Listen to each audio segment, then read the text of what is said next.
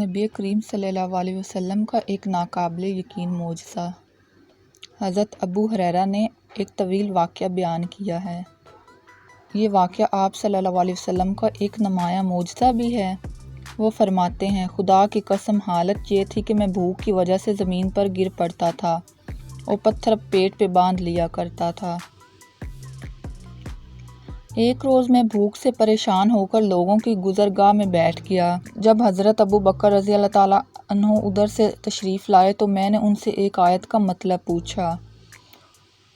اس سے میرا مقصد صرف یہ تھا کہ ان کو میری حالت کا اندازہ ہو جائے اور وہ مجھے اپنے ساتھ اپنے گھر لے جائیں اور کچھ کھلا پلا بھی دیں، لیکن انہوں نے میری اصل ضرورت محسوس نہیں کی اور روانہ ہو گئے۔ میں وہیں بیٹھا رہا جہاں حضرت عمر رضی اللہ کا وہاں سے گزر ہوا۔ میں نے ان سے بھی اس مقصد کے تحت آیت کا مطلب دریافت کیا۔ انہیں بھی میری ضرورت کا احساس نہ ہو سکا، وہ آگے بڑھ گئے۔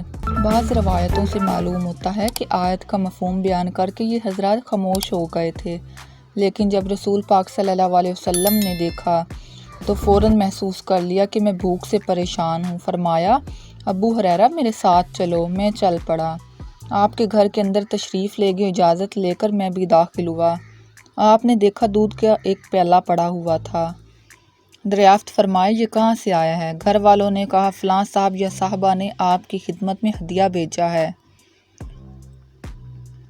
آپ نے مجھ سے فرمایا، ابو ہریرہ جاؤ، اصحاب صفا کو بلا لاؤ۔ یہ بات اس وقت مجھے اچھی نہیں لگی۔ میں نے سوچا کہ اس تھوڑے سے دودھ کا اصحاب صفا کے درمیان کیا ہوگا۔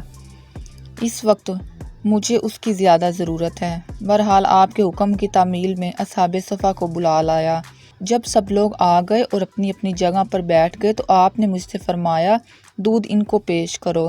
میں ان میں سے ایک ایک کو یہ پیالہ دیتا جاتا تھا۔ وہ پوری طرح سے سیراب ہو کر پیالہ میرے حوالے کر دیتے تھے۔ جب سب لوگ پی چکے تو پیالہ میں نے آپ صلی اللہ علیہ وسلم کی خدمت میں پیش کیا۔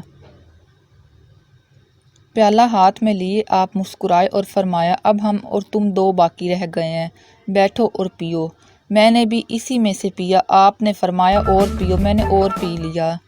آپ یہی فرماتے رہے، اور پیو۔ میں نے عرض کیا، اب تو بالکل گنجائش ہی نہیں۔ آپ نے پیالہ ہاتھ میں لیا اور جو دودھ بچا تھا وہ خود نوش فرما لیا۔